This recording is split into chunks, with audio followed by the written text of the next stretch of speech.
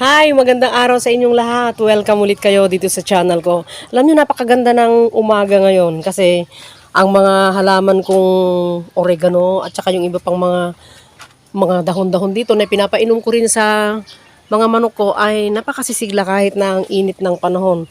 Kasi araw-araw naman na nadidiligan. So meron pa dyan, oh. Ayan, dami pang oregano, no? Ngayon bibisitahin natin yung mga alaga kong manok na natitira. At saka yung mga bagong pisa, yung mga pinapalaki ko ngayon.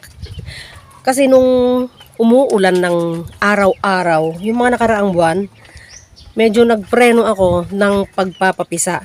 Hindi ako nagpapalimlim. Kasi sayang lang ang itlog.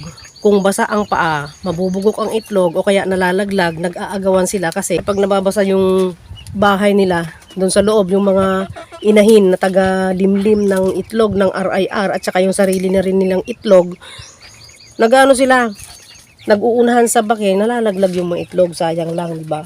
Dito muna tayo. Yan. So dito muna tayo sa mga RIR na palaki ko na. Itong mga to, 73 days na nila ngayon.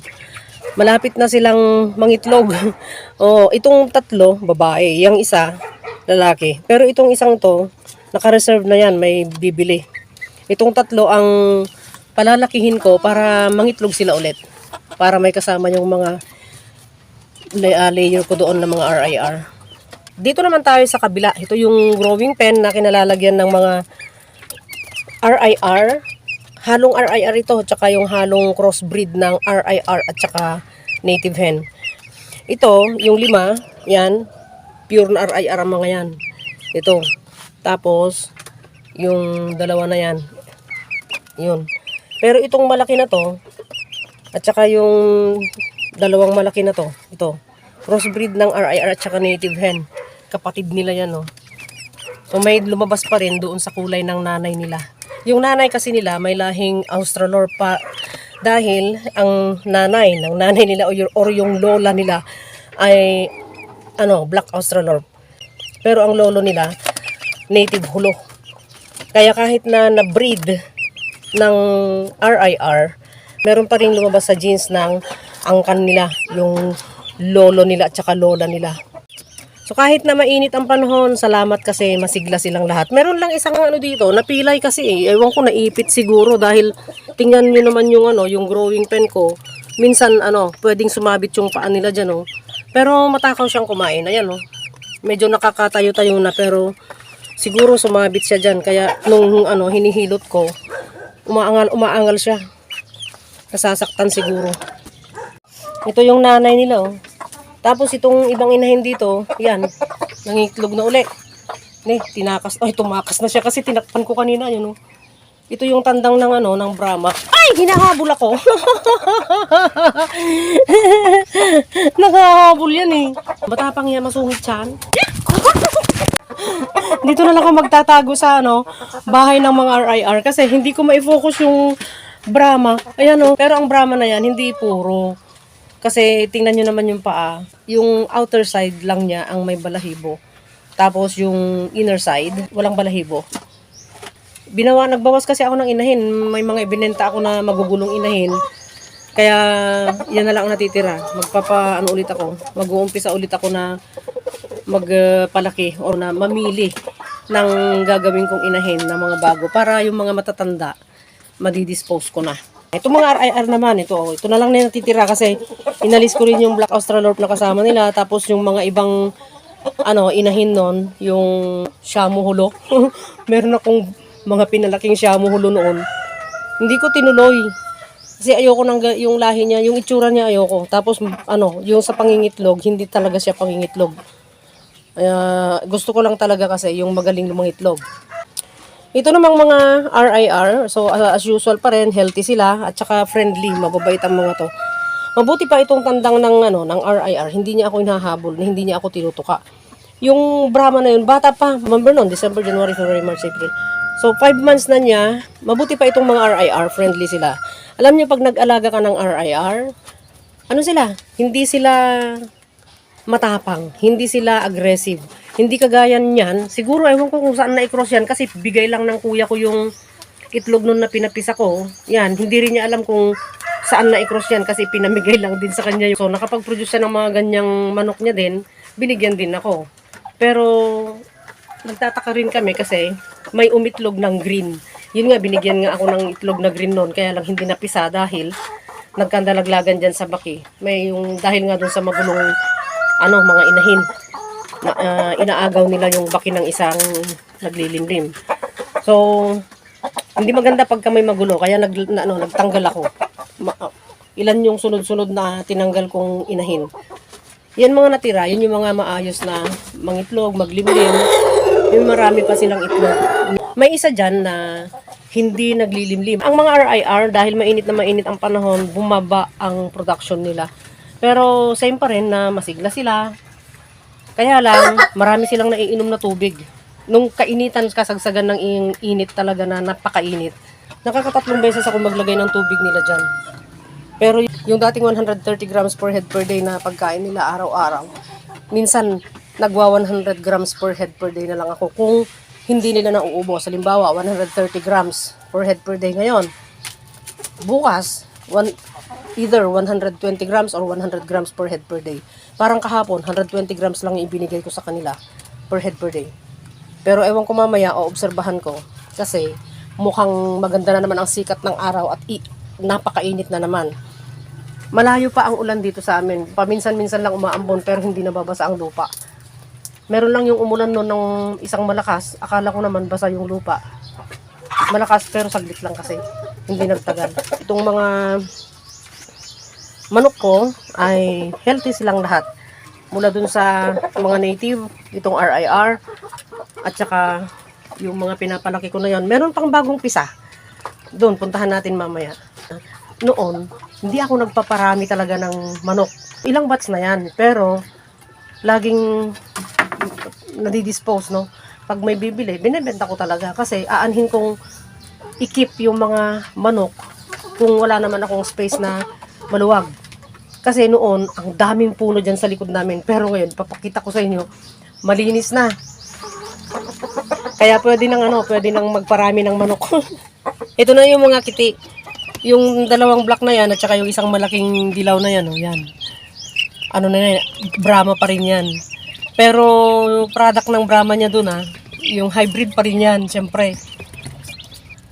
Pero 3 lang ang napisa. Yung mga maliliit na yan, 2 days pa lang nila. Kasi na yan, yun yung anak ulit ng yung naglilimlim na puti. Meron pa siyang isang nililimliman. Last na yon na mapipisa. Kadak na nila yung native hen na yon at saka yung Brahma. Yung hybrid na Brahma. Kukuha lang ako ng lahi ng hybrid na Brahma na yan. Tapos i-dispose ko na kasi hindi ako makalinis ng maaga dito sa bahay nila. Hindi rin ako makaayos ng mga baki nila kasi gusto kong magtagal dyan dahil ang talagang ginagawa ko, nililinis kong mga baki na yan. Tapos pag may naglilimlim kagaya niyan, chinecheck ko lagi yung itlog. Pag umitlog na sila, chinecheck ko kung may nagkulang dun sa itlog o kaya may nadagdag na, ganyan. Kaya lang ngayon, yan yung hybrid Brahma na yan. Hindi ako makatagal dyan. Alam mo, pag naglilinis ako ng bahay nila, yung last hour na, yung mga 5:30 to 6 o'clock, ganun na yung style ko dyan. Sila lang yung nahuhuli na nililinisan ko. Lahat nalinisan ko na ng maaga. Itong bahay ng native, medyo nakahapon na yung tandang para makapaglinis ako ng matino. Kasi kung hindi, wala. Hahabulin lang ako. Hinahabol ako hanggang dito sa labas ng pintuan. Nakakita ka ng ganyang tandang, di ba? Parang pangalawang tandang ko na ganyan. Ang laki-laki, sayang nga. Pero ibinenta ko rin yun kasi ayoko nang matapang na tandang. Ayoko yung parang sinasabong ako araw-araw na nakahawak ako ng stick. Nakahawak ako ng pananggalang para akong warrior ba. Mahirap pag gaganon. So pagka may mga tandang akong ganyan, wala. Inaalis ko sila sa flock. Hindi sila dapat dyan. Kasi magkakalat sila ng mga matatapang na lahi. So yung RIR ko, yun, mabait yun. May itlog. Teka. Talagang naka-alerto ako pag pumapasok ako dito. Itong tandang na ito. Ay, 3 na. Di pa ako nakakapaglinis pero nagbablog muna ako kasi ilang araw na naman ako hindi makakapag-vlog. Ayan, tatlo na. Aga, no? Pang ano na to, pang 5. Ay, medyo may nakarak yata. Ay, hindi. Naku, paano to? Yan. Tingnan nyo ang ipot ngayon, no? Ang bilis-bilis na madry. Pero, salamat na lang ako kasi may kapitbahay akong may garden dyan. Bumibili siya talaga sa akin. May order siya ngayon na dalawang sako. Yung pang 25 kilos na bigas, doon ko nilalagay. Binebenta ko lang sa kanya ng 35 pesos. Kasi ang dami niyang tanim na gulay. So ito ang activity ko ngayon. Bisita lang dyan sa mga manok. Tapos ako mamaya, magsasako ako ng ipot. At saka syempre yung daily routine ko na maglagay ng mga inumin nila. Chine-check ko palagi kung naubos na. Kasi alam nyo, pag hindi nyo i-check yung tubig nila sa buong maghapon, baka ma-heat stroke yung mga manok. Kasi pagka tanghali na, bilis nilang maubos yung tubig. So chine-check ko palagi. Kahit ang init-init, pupunta ako para tingnan sila at naglalagay ako ng inumin nila. Ito yung pinaka-recent na na ginawa naming bahay ng mga manok. Pero wala pang laman ito. Naka-ready pa lang para doon sa mga, kung alin man doon yung pwede kong ilagay doon sa mga maliliit na nandun. Yung mga pinapalaki ko. Sila ang titira dito. May mga bakante pa akong kulungan. Hindi kagaya nung dati, ng mga nakaraang last year. So ito yung brooder na yung double wall ko. Yung 3 compartment, kaya lang hindi ko nilagyan ngayon kasi ang init ng panahon. So kung ilalagay ko yung mga bagong pisang kiti na yon na nandun sa growing pen, wala. Baka ma-heat stroke sila kahit kiti pa lang silang init talaga. Kaya hindi ko inilagay yung mga yun dito. Doon ko na lang sa growing pen diniretso pero sinecure ko sila para hindi pasukin ng daga. At naglagay ako ng yung alam niyo yung tablet na pantaboy ng daga. Yun, nilagay ko dun sa lata ng pineapple juice, tsaka ako binitin sa side. Yun, walang usawa ng Diyos, wala namang daga. Maganda nang magparami ng manok ngayon kasi malinis na. Hindi kagaya ng mga nagdaang mga taon, buwan na akala mo gubat dito sa paligid. Ito na yung pilay dun sa isang batch. Inilagay ko na dito sa hospital. Ito yung hospital ko eh. Bumili ako ng cage ng pusa na large. Tapos inayos ko. Pagka mayroong may sakit, inihihiwalay ko. Ito naman, walang sakit kaya lang, yun nga, napilay siya. So, magaling kumain, magaling uminom, healthy siya. Yun lang pilay niya. So, inihiwalay ko muna para makarecover siya. Kawawa naman eh. Ayan o. So, may pagkain na siya dyan, tapos may inumin na rin siya dyan. Nilagyan ko ng malunggay yung inumin niya ngayon. Hanggang dito na lang muna tayo. At mga tandang ito. Hanggang dito na lang muna tayo. At 3 na lang itong naiiwan dito na RIR. Kasi kinuha na kanina yung yung kakerel na sinabi kong may nag-reserve. Sakto-sakto lang. Pagkatapos kong sinabi, mamaya-maya nandyan na siya. Kinuha na talaga. Tapos doon sa kabila rin, may mga naka-reserve din doon. Yung doon sa mga crossbreed ng RIR at saka native hen. Pero yung mga RIR doon na kasama nila, hindi, palalakihin ko yun na paiitlogin.